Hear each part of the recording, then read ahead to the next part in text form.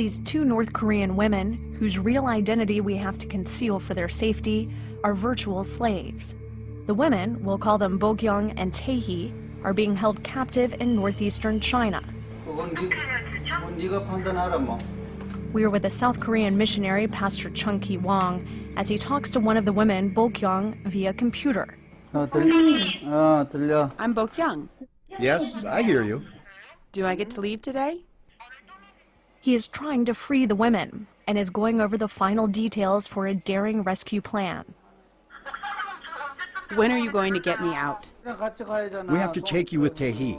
We just ordered a master key that opens any door, and the delivery is going to take a while. It's being mailed from Guangzhou. Do you want to leave with Tae-hee? Of course, I would like to go with Tae-hee too.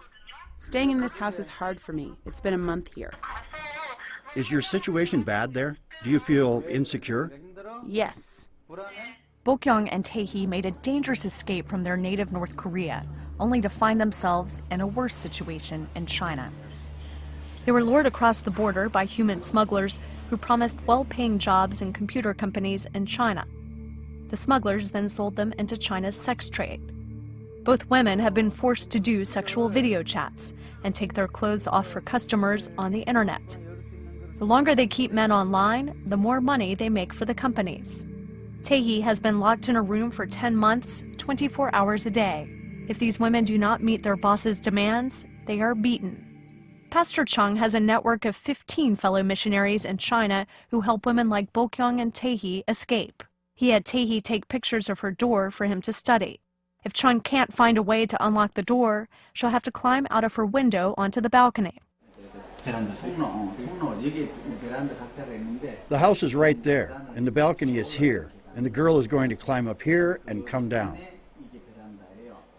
If the missionaries there think our plan right now is not enough, we're going to change plans.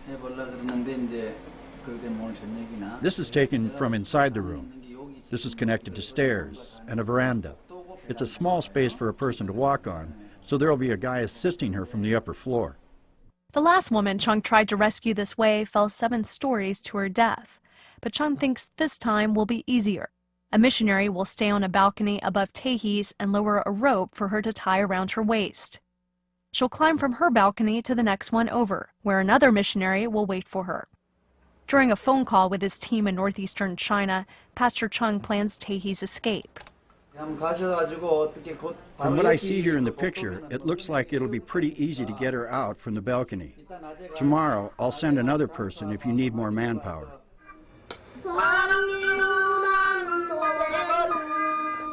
Missionaries say that North Koreans are crossing the border with greater frequency, many looking for refuge from one of the world's most repressive regimes. But just escaping to China doesn't end their ordeal. The Chinese government wants to stem the flow of refugees across their border. So, according to missionaries, Chinese policemen are awarded a bounty prize of $1,500 US and Chinese citizens $70 for turning in North Koreans. If they are caught, refugees are deported back to North Korea, where they face jail time or even execution, and their families can be targeted. Pastor Chung Ki-wong is South Korea's most prominent activist rescuing North Koreans in China. He has rescued nearly 1,000 North Korean refugees over the past decade. Most of the women he rescues are victims of sex trafficking in China. There are many cases. More than 90% of trafficking cases involve these sex video chat websites. And the proportion of women to men crossing the North Korean border and being sold into marriage, prostitution, or to pornographic online companies is going up. Like most of the women that Pastor Chung tries to help, Bo-kyung and Tae-hee are unwilling sex workers and want out. Sympathetic customers from their work on the internet site connected them with Pastor Chung, and they reached out to him over video chat. If Bo-kyung and Tae-hee survived the rescue attempt, Chung said that if they were willing, I could interview them after they traveled to southern China.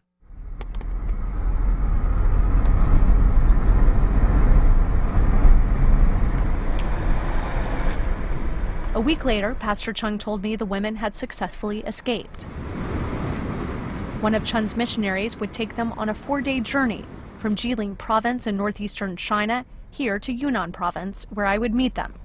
They were joined by another North Korean refugee, a 16-year-old boy named Minkyu. They traveled via bus, train, and taxi, avoiding police checks along the way.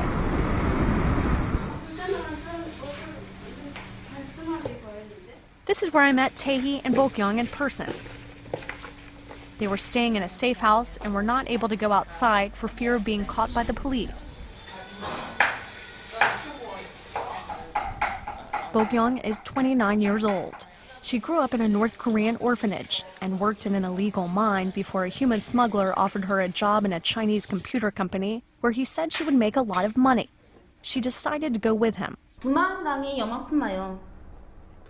I crossed the Tumen River. The water came up to my knees. I don't remember how I crossed it. I just followed the guide. I'm not the type of person who asks many questions. All I know is that I was sold safely, and I don't know how many people had a deal in selling me. The smuggler took her to a city in Jilin province, which borders North Korea. When Bok-young saw other women getting beaten, she knew she'd made a mistake, but by then it was too late. The so-called computer company was an internet video sex chat site catering to South Koreans. Bok-young's new bosses taught her South Korean slang, the words for panties and underwear, and locked her in a room for days at a time. For every $400 she made for the company, Bok-young says her bosses would give her $100, and they beat her often for not bringing enough money into the company. 19-year-old Tae-hee worked at the same company as Bok-young, and the two women met and became friends. She grew up in a village near North Korea's border with China and says after she became a teenager, one by one, her friends crossed the North Korean border. 친구들도 이미 전에 다 중국으로 왔으니까. All of my friends have already crossed the border to China before me. They also sold themselves to the brokers, so I have no idea where they went. 팔려갔으니까 어디쯤 갔는지 그것도 모르니까. Tae-hee decided to leave as well when her family began to suffer from lack of food. My mom pretended like she was eating in front of my brother and me. We didn't notice because we were young, but usually she would go without food for 2 or 3 days. Tae-hee took on more work at her family's farm, but still there was not enough food to eat. When a smuggler approached her and offered her a job at a computer company in China, Tae-hee accepted. 78%는 It is not an exaggeration to say that families that had daughters, at least one of them, crossed the border to China. There are guys who ask you on the street, "Don't you want to go to China?" One guy I knew like that on the street told me to go with him one day, and I just left without thinking, very spontaneously. My mom didn't know back then. I wasn't even sure if I would go, so I didn't tell her. When I told my mom that I'm going to go to China, she always said no. No matter how poor we were, she said I have to stay with her. So basically, I betrayed her. Tae-hee left in April of 2008 with the intention of sending money back home to save her family. She soon found herself trapped, along with Bok-young. 그 사람들이 받는 사람들이 그러니까 임신매매하는 The brokers look at the girl's figure, face, and age. If they think that that girl can make a good profit, then she goes to work for video chatting websites. When they're not satisfied with the girl's looks, then she's sent to the countryside or a farming town. Tae-hee's girlish beauty was a hit with customers, South Korean men and Western businessmen in Seoul. When they asked about her unusual accent, she said she was from a village near the tip of South Korea. 그 사이트에서 인기 많았으니까. I was the most popular in the website. Some men waited for hours to talk with me. Some are just curious what kind of girl I am to be so popular. Guys who I'm close with gave me money. If I told them I was tired and wanted to sleep, they told me to go to sleep and leave the screen on so I could make more money. Even when I slept, I earned money. Meanwhile, Bok-young was suffering regular beatings by their bosses. She, along with 3 other women at the company, planned an escape. 원래 내가 중국에 팔려왔을 때게. We ran out of the house while our boss was sleeping. As soon as we made it out of the building, we got in a cab and we poked the driver's back to keep driving. Tae-hee was too scared to escape with them. And within a few days, Bokyung's boss learned where she and the other women were hiding. I was caught by my first boss. He broke into the house through the balcony. I got hit severely. He put me in handcuffs and tied my legs together, put cloth in my mouth. My skin was bruised all over after he beat me. There wasn't a single spot of white skin left on my body. You can even see the scar from when I was stabbed that day. I can remember the day very clearly. It was May 3rd. When the boss went outside after beating me up, I opened the window and shouted out for help. The police came and shut down the sex video chat company, and Bokyung spent 2 months in the hospital recovering from the beating. And then she and all of the other women from the company, including her friend Tae-hee, were deported to North Korea. They were sentenced to 5 months of hard labor as punishment for leaving the country. The worst part was the bad living conditions. It was a very small room, and over 80 people were in the same room from there to the balcony. It's only that big, and it's filled with 80 people. You went crazy sleeping in there, and especially in July and August. There's sun shining on 80 people in that small room. And there were leeches. They locked the door at night just in case people tried to run away. The guard put a bucket in the room to use as a toilet. The smell was awful. After a month, Tae-hee's former bosses in China bribed the North Korean guards at the labor camp into letting her go. 그건 내가 Before I got caught in June, I was the most popular on the website. Many people liked me, and even though I was young, I was earning much more than what other girls earned. My last boss paid money to the North Korean jail to take me out. Smugglers brought Tae-hee back to China, where she was held captive again and forced to have sex video chats. Bokyung also returned to China, paying smugglers to take her across the river. It was June 17th, and during the summer, grasses and flowers are abundant near the river. I hid behind bushes at night. The soldiers doze off when it's dark. I was freezing. All my clothes were wet. A truck stopped next to me, and he probably knew that I was North Korean because of what I was wearing. The truck driver took her to the city in Jilin province where she had been held captive before. Having no other contacts and utterly alone, Bokyung looked for work in the sex trade and was hired by another sex video chat company.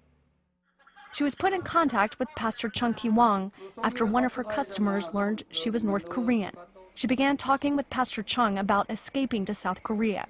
Bokyung had found Tae-hee, and together they planned their trip with the missionaries. A man called Joshua, again not his real name, would help them leave China. Joshua is a South Korean who works for Pastor Chung in China. They would be traveling also with a third North Korean refugee I met in Yunnan province, 16-year-old Min-kyu, who had never seen a Western face before he met me and the cameraman. He says South Korean and Western movies are illegal in North Korea. If we get caught, they take our televisions away.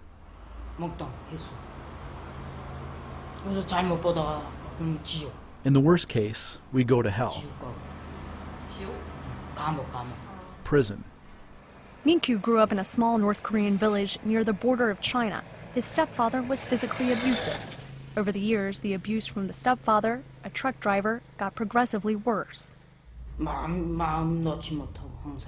I wasn't able to relax around the house. Whenever I hear my mom and that guy fighting, it was always about me. It's all because he didn't like me.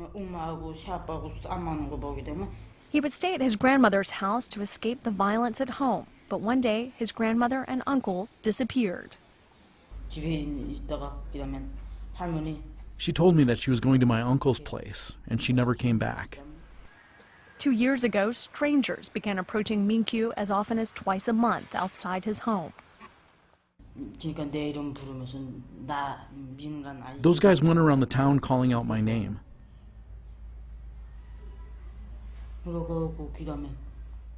They asked my neighbors if there was a boy named Min-kyu.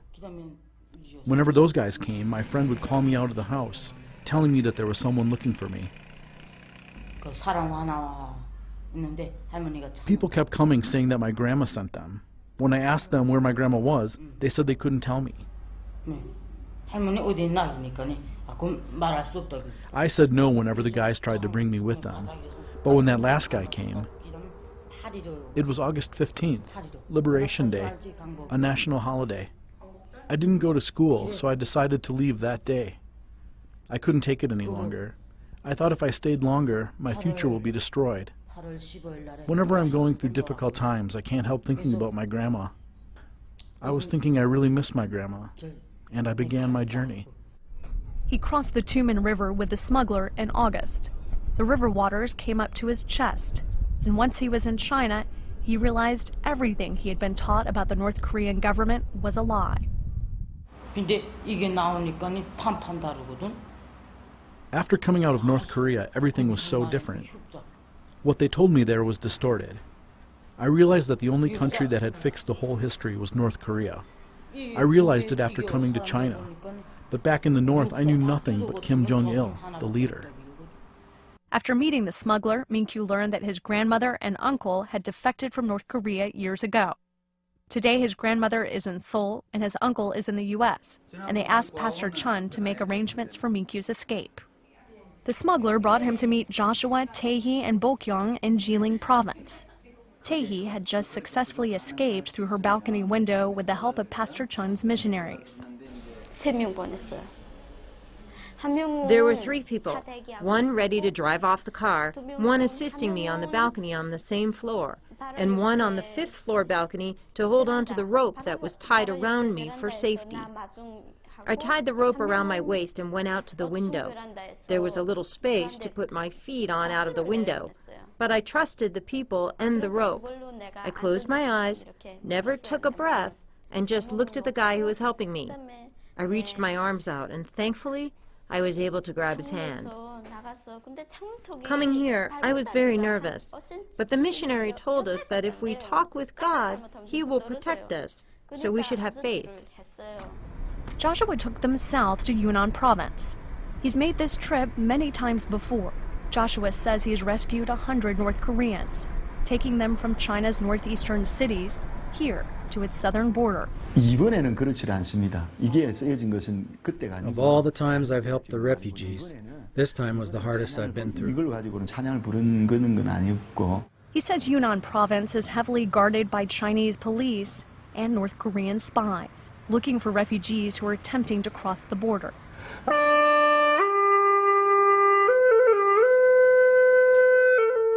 Joshua carries a flute with him on his rescue missions, which he plays to distract the policemen when they are in train stations doing inspections. The refugees came close to being caught by police many times during their journey. 왔는데 하나님께서 왜 이번에 오는 길에 그렇게 어렵게? I believe that there's a reason why it was so difficult. I even told the kids that I think that God loves them more than anyone. Why? Each difficulty, they made it through because God protected them. If everything had been so easy on the way, the kids wouldn't have been able to learn about God's love. 사람들은 남한 사람이나 북한 사람이 아니라 남한 They, 북한 경험한 who experienced both North and South Korea, are the hopes for reunification. I want to focus more on rescuing young people from North Korea.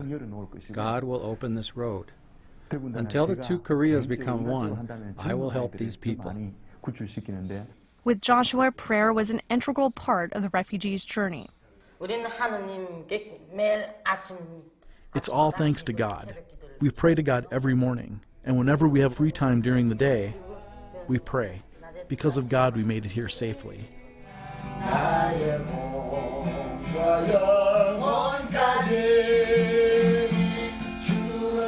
Joshua says the refugees will need faith to get through the next part of their trip.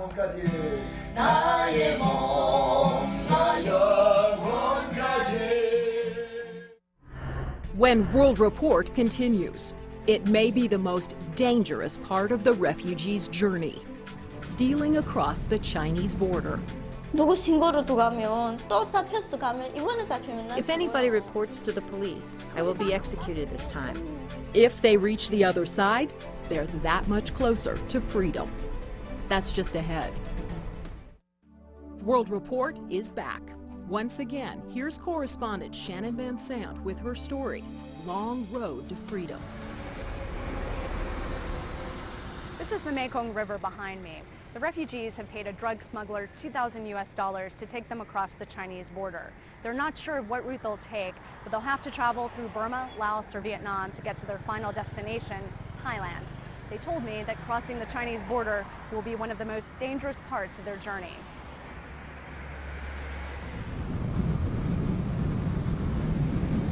The refugees left Joshua's apartment at 5 in the morning. Joshua took them to meet another driver who then drove them to the border. They left their bags in the car and hiked with the drug smuggler through dense jungle. The roads were bumpy. It was a road that wasn't like a road, and I just followed the guide. It was tough for me to walk up there, and since it was early in the morning, it was damp and slippery. I even fell down. When we almost made it to the destination, it was much better, but all my clothes and shoes were wet. The car with their luggage met them on the other side of the mountain, and another man drove them across the Chinese border. The U.S. government has asked us not to reveal the refugees' specific escape route, because doing so might endanger other North Koreans trying to leave. The refugees had 2 weeks to relax in a second safe house south of China's border before continuing with their journey. I've been eating rice and meat after I came here. I am well fed and mentally relaxed. Back in North Korea, I had to go out every day to work, but with this eat, play routine being repeated every day, I feel like I am dreaming. Relishing their newfound freedom, the refugees spent most of their time outside. They explored nearby stores, and we took them to a Buddhist temple. While Bokyong and Minkyu explored the temple, Taehi refused to go inside. She said the only thing she could have faith in was Christianity, and she worried going into the temple might anger God and tempt fate. After all, they were not out of danger yet. Even outside China, in this Southeast Asian country, they could still be deported. If anybody reports to the police, I will be executed this time. Because I was bribed to come to China after being deported, the North Korean government will kill me if I get captured this time. The reason why I want to go to South Korea is to get a citizenship. I will be free, and I won't be deported.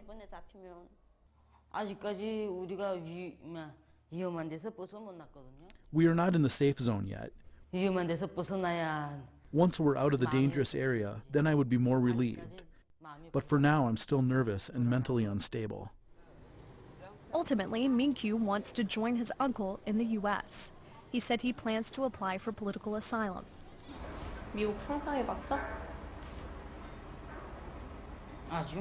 I haven't yet. Everybody says it's good, so I guess it's good. Even back in North Korea, when I told my friends that my uncle called me from America, everybody was envying me. Even the people who took me to China said I was very lucky. I asked them, is America that good? And they said it's the best country in the whole world. While waiting for the final leg of their journey to Thailand and hopefully freedom, the refugees often went to the banks of the Mekong River at night to talk, dance, and play. I have to stop worrying about my family back in North Korea if I want to do a big job. If I keep worrying, I won't be able to achieve anything. This is for my future. Right now, I feel empty and I miss my mom. But just think about it. It's not easy to leave your mom behind like this, right? For my future, I have to forget about my mom. A week after I last saw them, Bokyong, Taehi, and Minkyu traveled to Bangkok, where they met Pastor Chung. Bokyong and Taehi are now in Seoul, South Korea, where they will undergo a 2-month investigation to ensure they are not North Korean spies. And after that, they will spend 4 more months in a government resettlement center, where they will learn about South Korean history, politics, and culture. Minkyu is still in Thailand. He is in hiding and applying to the U.S. for political asylum. It's a process Pastor Chung expects will take 9 months. If Minkyu is granted a visa, he will join his uncle in Richmond, Virginia. When I met him, he had already bought a phrase book and begun teaching himself English. I want to study well and achieve something big. That's my goal. I want to become a scholar. I want my name to be known by people. After making it to Seoul, Tae-hee says her first priority will be sending money to her family in North Korea. After that, she has other plans. 나도 북한에 있을 땐 몰랐는데 이렇게 When I came here, I saw a big difference to life in North Korea, and I see a new world. I believe that I can dream my own dream now. It's because the political system is different, right? 앞으로 많이 배워서 뭐 I have many dreams, including becoming a celebrity in Korea, too. But first, I want to go to college and learn different fields of study and have a hobby. I have a new life here. I am a new person. 자유스럽기도 하고 내가 꿈을 이룰 수 When I go 있어. to South Korea, I will be free, and I will be able to achieve my dream. So I'm going to make it there.